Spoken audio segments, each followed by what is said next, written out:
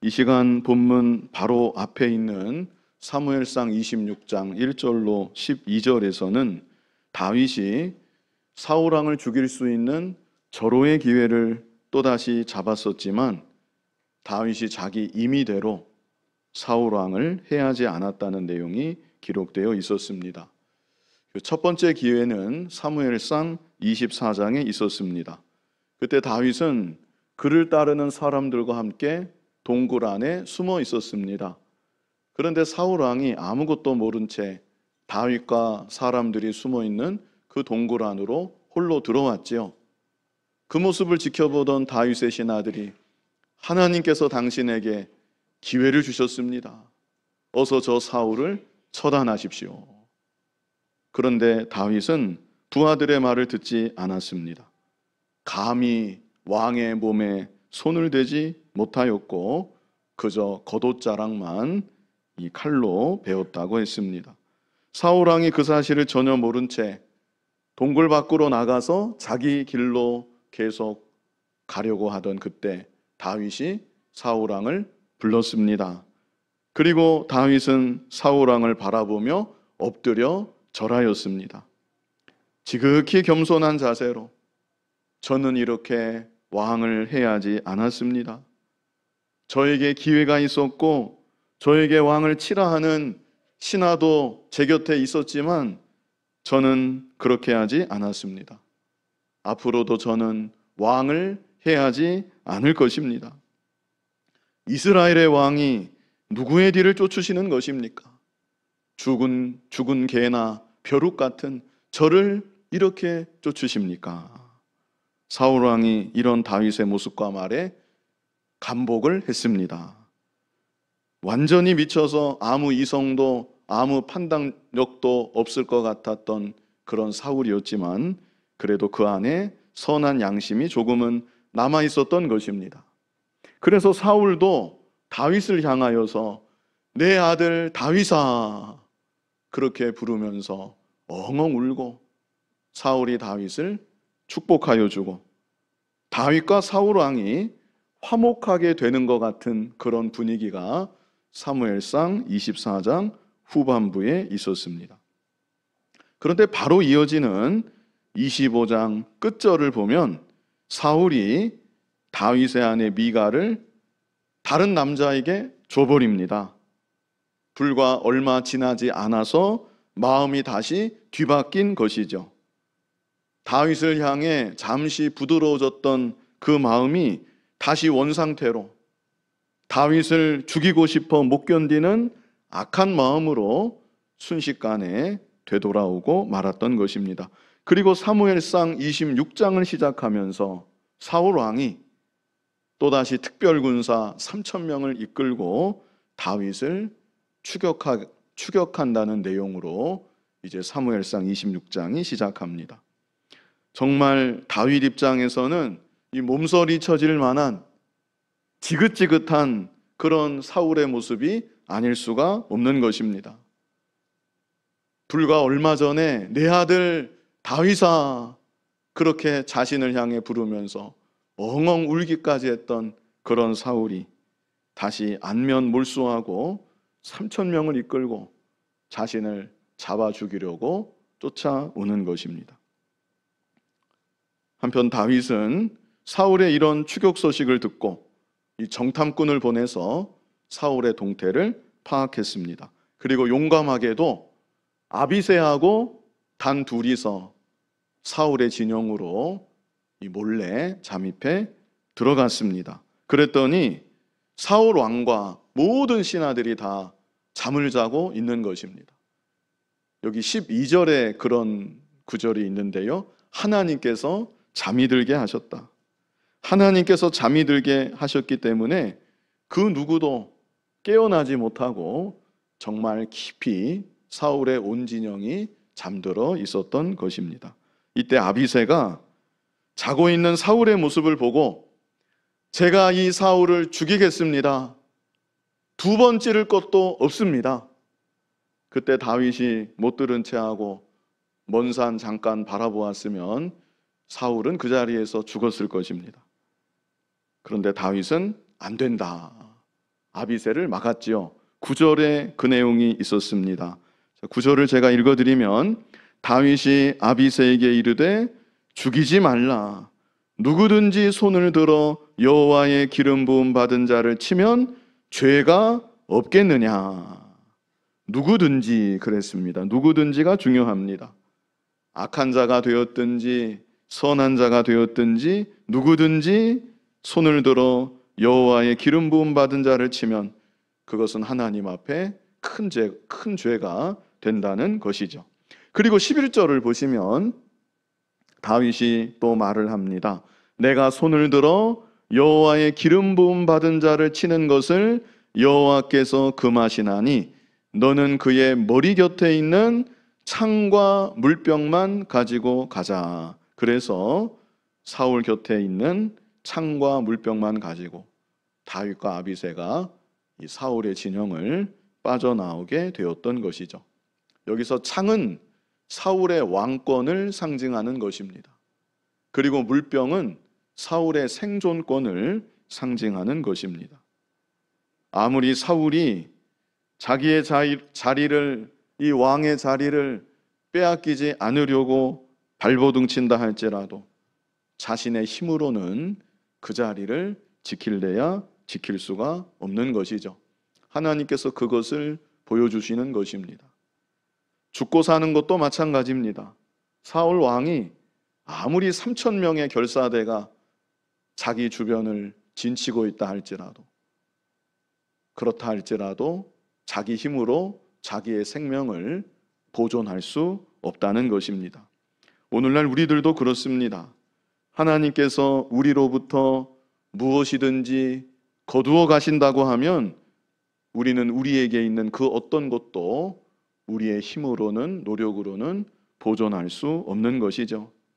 내 생명까지도 하나님께서 오늘 내 생명을 취하여 가신다고 하면 우리는 하나님의 뜻에 거부할 수가 없는 것입니다. 자, 이제 이어지는 13절, 우리 본문 13절 같이 한번 읽어보겠습니다. 이에 다윗이 건너편으로 가서 멀리 산 꼭대기에 서니 거리가 멀더라. 다윗이 건너편 이 산 꼭대기로 갔습니다. 이것은 누구도 다다를 수 없는, 창을 던져도 다다를 수 없는 그런 거리에 다윗이 있었다는 것을 말해주는 것입니다. 그리고 그곳에서 다윗이 사울의 진영을 내려다보며 이제 큰 소리로 외치는 것입니다. 뭐라고 외치는가? 우리 14절 같이 읽어보겠습니다. 다윗이 백성과 네레의 아들 아브넬을 대하여 외쳐 이르되 아브넬아 너는 대답하지 아니하느냐 하니 아브넬이 대답하여 이르되 왕을 부르는 너는 누구냐 하더라. 처음에는 아브넬이 제대로 대답하지 못했던 것 같습니다. 그래서 여기 보시면 아브넬아 너는 대답하지 아니하느냐, 이 다윗이 그러죠. 그랬더니 아브넬이 그제야 왕을 부르는 너는 누구냐. 아브넬이 다윗을 못 알아보았을까? 알아보았을 것이라고 생각을 합니다.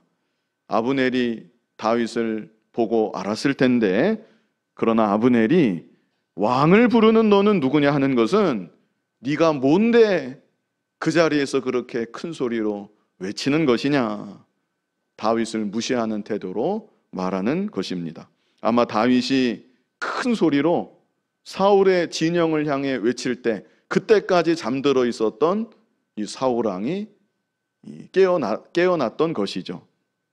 그래서 아브넬이 네가 뭔데 그렇게 큰 소리로 왕을 불러서 깨우는 것이냐, 이렇게 다윗을 한편으로는 무시하듯이 또 책망하듯이 다윗의 외침에 대꾸했던 것이죠.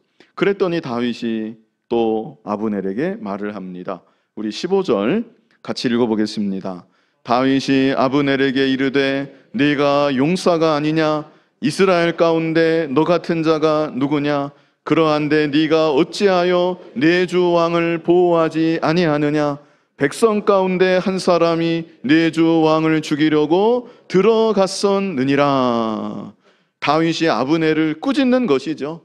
아브넬이 군대 장관인데 군대 장관으로서 왕을 보호하지 못하고 지키지 못하고 그 책임을 지금 다윗이 묻고 있는 것입니다. 그런데 여기서 주목하실 것은요, 다윗이 사울왕을 가리켜서 내 주 왕 이렇게 표현하고 있죠. 이제 앞으로도 계속 이런 표현이 나옵니다. 내 주 왕을 보호하지 아니하느냐. 백성 가운데 한 사람이 내 주 왕을 죽이려고 들어갔었느니라. 이 다윗은 여전히 사울 왕을 향한 이 예우를 철저히 갖추고 있다는 것을 볼 수가 있는 것이죠. 이 시간 말씀의 제목이 마지막 대화입니다. 마지막 대화. 이제 다윗은 실제로 사울 왕과는 더 이상 마주치지 않습니다. 이 시간 본문이 다윗과 사울의 마지막 대화였던 것입니다. 그리고 이제 계속 진행되는 내용을 보시면 다윗도 거의 그렇게 예상을 했었던 것 같습니다. 이게 마지막이 아니겠는가. 거의 그렇게 예상을 하였었고 또 그렇게 각오했었던 것 같습니다. 내가 다시는 이 사울왕의 모습을 보지 않을 것이다. 이런 다윗의 각오도 엿보이는 대목이 이제 뒤에 가면 나오는데요. 그런데 그럼에도 다윗은 사울왕을 향한 신하로서의 예의를 끝까지 지켰다는 것. 이 시간 주목해서 볼 부분이 바로 이것입니다. 우리는 보통 이제 다시는 볼 일이 없는 사람이다. 그렇게 생각을 한다면 좀 함부로 대할 수도 있지 않을까. 함부로까지는 아니라도 편안하게 대하지 않을까 싶습니다. 또 다른 측면에서 이제 곧 저 자리에서 물러날 사람이다.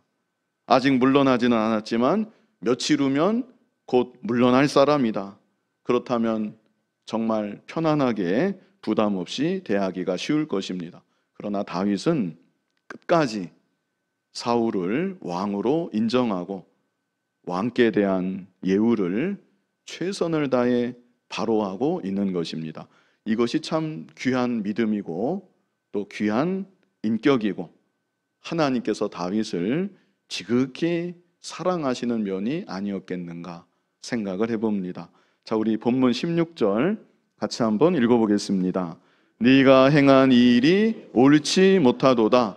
여호와께서 살아계심을 두고 맹세하노니 여호와의 기름 부음 받은 너희 주를 보호하지 아니하였으니 너희는 마땅히 죽을 자이니라. 이제 왕의 창과 왕의 머리 곁에 있던 물병이 어디 있나 보라 하니. 다윗이 창과 물병을 이제 보여주는 것이죠. 이런 증거가 없었다면 아브넬이 그랬을 것입니다. 대번에 너 웃기는 소리 하지 말아라. 언제 누가 여기에 왔다 갔다고 말도 안 되는 소리를 그렇게 그 높은 데 있다고 짓거리는 것이냐. 아브넬이 대번에 그랬을 것입니다. 그러나 분명한 증거가 다윗의 손에 있는 것입니다. 그 자리에 분명히 다윗이 갔다가 돌아왔다는 그 증거가 다윗에게 있는 것이죠. 사울도 그 말을 듣고 자기 곁을 둘러보고 다윗의 말이 맞다는 것을 이제 확인했을 것입니다. 그때 사울이 다윗을 향해 말합니다. 우리 17절 같이 읽어보겠습니다. 사울이 다윗의 음성을 알아듣고 이르되 내 아들 다윗아 이것이 내 음성이냐 하는지라. 다윗이 이르되 내 주 왕이여 내 음성이니이다 하고. 사울은 또다시 마음이 이렇게 뒤집혀집니다. 또 순식간에 내 아들 다윗아 이것이 내 음성이냐. 이 부분만 보면 참 다정한 그런 이 분위기인 것 같지만 우리 앞에서부터 쭉 보아왔는데 사울이 다윗에게 행한 것을 다 우리가 기억해서 생각할 때 이런 사울의 반응은 정말 보통 사람 같으면 짜증나는, 이 사람이 도대체 왜 또 이러는가, 그럴 만한 참 이 반응이 아닐 수 없는 것이죠. 그래서 얼마든지 다윗이 다르게 대꾸할 수도 있습니다. 아예 못 들은 척 할 수도 있는 것이고, 아니면 내가 왜 당신의 아들입니까? 얼마 전에 다윗의 아내 미갈을 다른 남자에게 사울이 줘버리지 않았습니까? 내 아내 미갈까지 다른 사람에게 줘버렸으면서 어떻게 내가 아직도 당신의 아들입니까? 얼마든지 다윗이 그렇게 말할 수도 있겠는데요. 그런데 다윗은 여기 뭐라고 응대를 합니까? 사울이 내 아들 다윗아, 참 어떻게 보면 소름 돋을 수 있는, 왔다 갔다 하는 이 사울의 모습에 그럴 수 있는 상황인데, 내 아들 다윗아, 이것이 내 음성이냐? 그랬더니 다윗이 내 주 왕이여, 내 음성이니이다. 한결같은 모습이 아닐 수 없습니다. 지극히 겸손한 자세로 왕에 대한 예우를 끝까지 하는 것이죠. 우리가 이런 모습을 우리 마음에 잘 담아두어야 되는 것입니다.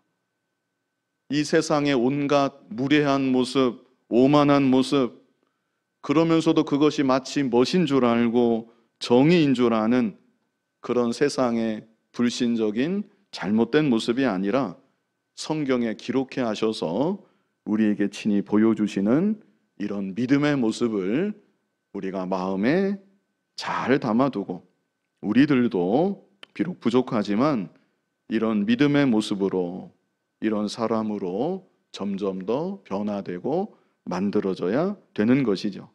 18절 말씀 같이 한번 읽어보겠습니다. 또 이르되 내 주는 어찌하여 주의 종을 쫓으시나이까? 내가 무엇을 하였으며 내 손에 무슨 악이 있나이까?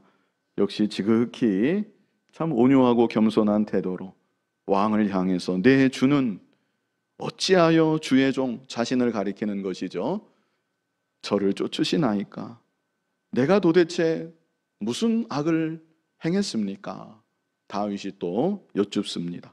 19절 말씀 우리 같이 읽어보겠습니다. 원하건대 내 주 왕은 이제 종의 말을 들으소서.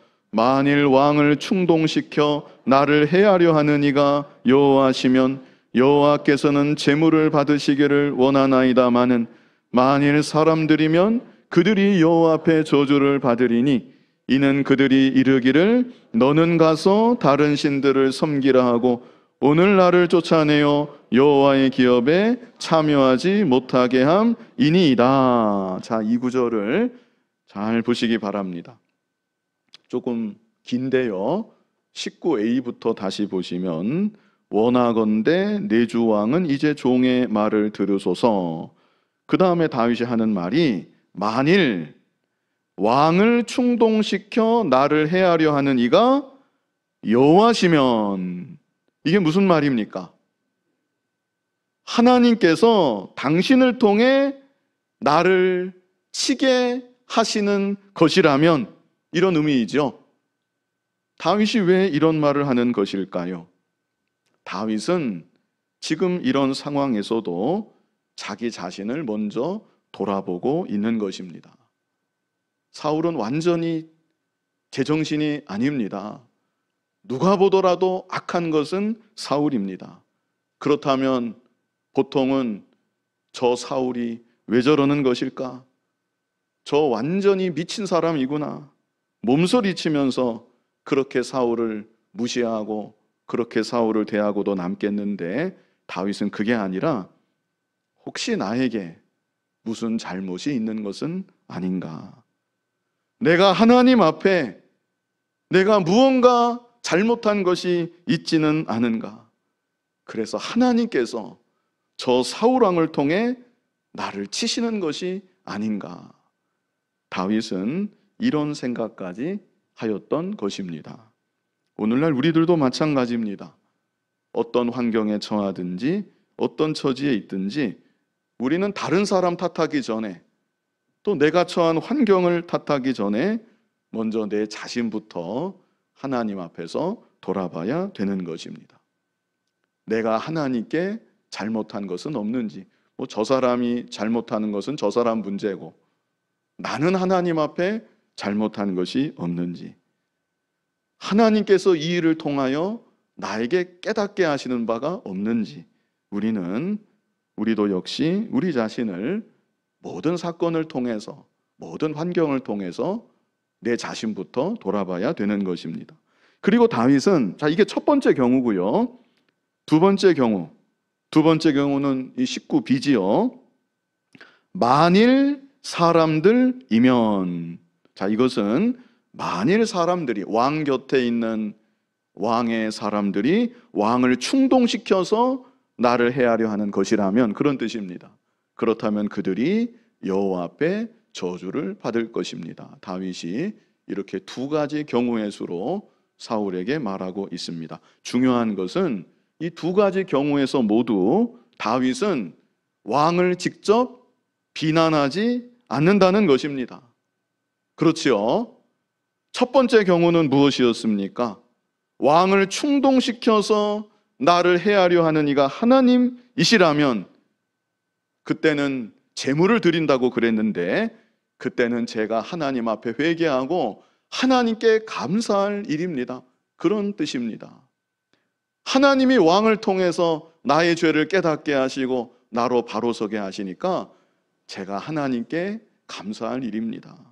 두 번째 경우는 다른 사람들이 왕을 충동시켜 나를 해하려 하는 경우, 왕을 충동하는 그 사람들이 저주를 받을 것입니다. 이렇게 다윗은 끝까지 자기의 입으로 왕을 직접 비난하지 않는 것입니다. 그리고 이 대화는 말씀드린 대로 산꼭대기에서 아무도 다윗을 해코지할 사람이 없습니다. 그럴 환경이 아닙니다. 게다가 거의 마지막 대화라고 다윗이 생각하고 있는 이런 정황에서 일어났던 이 다윗의 말인 것이죠. 그래서 다윗은 정말 사울을 향해 신하로서 왕에 대한 예우를 이렇게 끝까지 갖추었다는 것입니다. 20절 같이 읽어보겠습니다. 그런즉 청하건대 여호와 앞에서 먼 이곳에서 이제 나의 피가 땅에 흐르지 말게 하옵소서. 이는 산에서 메추라기를 사냥하는 자와 같이 이스라엘 왕이 한 벼룩을 수색하러 나오셨음이니이다. 자신을 메추라기로, 또 자신을 한 벼룩으로 그렇게 왕 앞에서 지극히 낮추고 있습니다. 그리고 아울러서 다윗이 이렇게 말한 것은 왕께서는 이런 일에 마음 쓰셔서는 안 됩니다. 나라를 다스리셔야 되는 분이, 더 큰 일에 마음을 쓰셔야 될 왕께서 이렇게 사소한 일에 마음을 쓰시면 안 됩니다. 이런 다윗의 충언이 이 말 안에 또한 내포되어 있는 것입니다. 자, 그랬더니 참 다윗의 태도가 얼마나 한결같고 얼마나 온유하고 겸손합니까?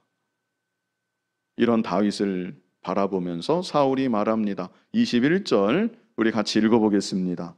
사울이 이르되 내가 범죄하였도다. 내 아들 다윗아 돌아와라. 네가 오늘 내 생명을 귀하게 여겼은즉 내가 다시는 너를 해하려 하지 아니하리라.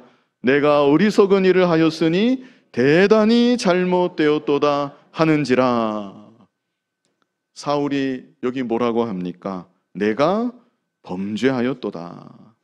그리고 여기 또 하는 말이 내가 다시는 너를 해하려 하지 아니하리라. 내가 어리석은 일을 하였으니 대단히 잘못되었도다. 이것이 사울의 회개일까요? 이 말만 떼서 보면 회개인 것 같기도 한데요. 이 정황을 보면 회개라고 볼 수가 없습니다. 사울이 이렇게 말하는 것은 단지 후회입니다. 후회하는 것이다.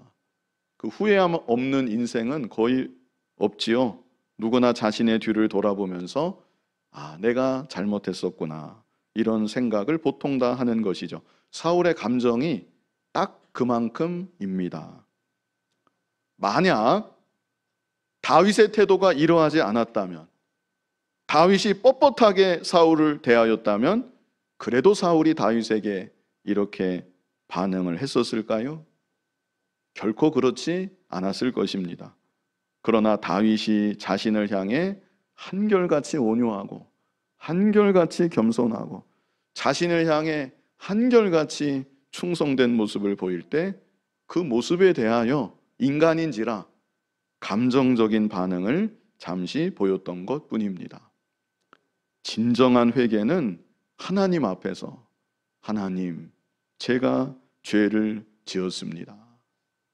그리고 이렇게 하나님 앞에서 진정으로 자복하고 회개하는 사람은 사람을 대하여서도 그 상대가 나를 존경하든지 무시하든지 그 상대가 나를 향해 우호적으로 대하든지 그렇지 못하게 대하든지 자신의 잘못을 그 앞에서 깨끗이 인정하는 것입니다. 제가 잘못했습니다. 그렇게 고백할 수 있어야 됩니다. 그리고 그렇게 자신의 잘못을 하나님 앞에서나 사람 앞에서나 자복하고 인정하는 사람은 변화의 열매가 조금이라도 나타나게 되어 있는 것입니다. 그러나 사울에게는 그런 모습이 전혀 없었습니다. 그러니까 이것은 회개가 아니고 감정적인 후회일 뿐이다. 다윗이 너무나 한결같으니까 그런 다윗에 대해서 이 감정적으로 순간 반응한 것뿐이다. 우리가 이렇게 보아야 되는 것이죠. 다윗도 알았습니다. 사울이 돌이키지 않았다는 것을 다윗도 정확하게 간파를 했습니다. 그래서 여기 21절에 내 아들 다윗아 돌아와라 그랬죠. 내가 범죄했다. 내가 대단히 잘못했다. 내가 다시는 너를 해하지 않겠다. 나에게로 내 아들 다윗아 돌아와라. 21절에 사울이 또 울면서 그랬는지도 모르는데 다윗이 22절에 뭐라고 그러는가? 우리 22절 같이 한번 읽어보겠습니다. 다윗이 대답하여 이르되 왕은 창을 보소서 한 소년을 보내어 가져가게 하소서. 사울의 말을 곧이곧대로 받아들이지 않는 것이죠. 사울 왕은 돌이킨 것이 아니다. 다윗이 정확하게 간파한 것이고 왕이시여 한 소년을 보내십시오. 그리고 창과 물병을 가지고 가게 하십시오. 이제 다윗은 사울 왕을 더 이상 마주할 생각이 없는 것입니다. 23절 같이 한번 읽어보겠습니다. 여호와께서 사람에게 그의 공의와 신실을 따라 갚으시리니 이는 여호와께서 오늘 왕을 내 손에 넘기셨으되 나는 손을 들어 여호와의 기름 부음을 받은 자 치기를 원하지 아니하였음이니이다. 여기 말씀에 그랬죠. 여호와께서 사람에게 그의 공의와 신실을 따라 갚으시리니. 다윗이 이런 하나님이심을 믿었습니다. 24절, 우리 24절도 같이 읽어보겠습니다. 오늘 왕의 생명을 내가 중히 여긴 것 같이 내 생명을 여호와께서 중히 여기셔서 모든 환난에서 나를 구하여 내시기를 바라나이다 하니라. 자, 23절, 24절에 다윗이 사울을 우리가 보았던 대로 그렇게 한결같이 대할 수 있었던 근본적인 이유가 나타나 있습니다. 다윗이 사람이 좋아서 그런 게 아닙니다. 다윗은 단지 눈에 보이는 사람과의 관계만이 아니라 그 배후에 계신 하나님을 바라보았던 것입니다. 그 배후에서 모든 것을 보고 계시고 모든 것을 알고 계시는 하나님, 선악간에 행한 대로 반드시 보응하신 하나님, 다윗은 이 하나님을 바라보고 이런 하나님이심을 굳게 믿었던 것이죠. 그래서 하나님 앞에서 내가 사울 왕에게, 이런 사울 왕에게 내가 긍휼을 베푼다면 하나님께서 나를 더욱 긍휼히 여겨주시지 않겠는가? 이게 다윗의 믿음이었습니다. 내가 하나님을 두려워하기 때문에 하나님께서 세우신 종을 내 마음대로 임의대로 처리하지 않는다면 하나님께서도 내가 장차 왕이 되었을 때 나를 끝까지 지켜주시고 보호하여 주시지 않겠는가? 다윗에게는 이런 믿음이 있었던 것이고, 이런 믿음으로 그 말도 안 되는 그 사울왕과 같은 사람을 한결같은 모습으로 대할 수가 있었던 것입니다. 오늘날 우리들도 하나님 앞에서 살아가야 되는 것이죠. 모든 것을 보시고 모든 것을 아시는 하나님 앞에서, 그뿐 아니라 선악간에 반드시 보응하시는 하나님 앞에서 우리는 우리의 말과 행실을, 누구를 대하든지 우리의 말과 행실을 더욱 바르게 해야 되는 것입니다. 누구에게든지 악을 악으로 갚아서는 안 되는 것입니다. 모든 이들을 선대해야 되는 것이고, 또 긍휼을 베풀어야 되는 것이고, 언제나 내게 있게 하시는 자리를 잘 지키고 또 존경할 자를 존경해야 되는 것입니다. 25절 우리 같이 읽어보겠습니다. 사울이 다윗에게 이르되 내 아들 다윗아 내게 복이 있을지로다. 네가 큰 일을 행하겠고 반드시 승리를 얻으리라 하니라. 다윗은 자기 길로 가고 사울은 자기 곳으로 돌아가니라. 25절 앞에 사울의 참 좋은 말이 있는데요, 이 말은 참 공허한 말이었다, 허공에 메아리 치는 그런 말이었다는 것을 바로 이어지는 구절이 우리에게 알게 하는 것입니다. 사울은 그저 말을 했고 다윗은 자기 길을 가고 사울은 자기 곳으로 돌아왔다. 그래서 이 시간 제목이 마지막 대화였습니다. 이제 이것으로 두 사람의 조우는 사실상 이제 끝이 나게 됩니다. 이것이 정말 마지막일지 모른다고 생각하면 그동안 쌓아두었던 말들 몇 마디라도 시원하게 내뱉을 수 있을 것 같습니다. 그러나 다윗은 사울 왕을 향해서 그렇게 하지 않았습니다. 원수 같은 사울이지만 그 악을 악으로 갚지 않았고, 그뿐 아니라 끝까지 하나님께서 패하지 아니하신 왕인데 왕으로서 존대하였고, 자신은 신하로서의 자신의 자리를 잘 지켰던 것입니다. 그것은 다윗이 모든 것을 보고 계시고 알고 계시고 선악간에 반드시 보응하시는 하나님을 의식하였기 때문입니다. 하나님께서 있게 하신 자리에서, 하나님께서 우리로 하여금 맺게 하시는 모든 관계 속에 우리도 역시 하나님의 주권을 믿어야 되는 것이고 하나님의 통치하심을 믿어야 되는 것이고, 그래서 우리가 만나는 모든 사람들을 믿음으로 바르게 대하는 저와 여러분 될 수 있기를 간절히 바랍니다.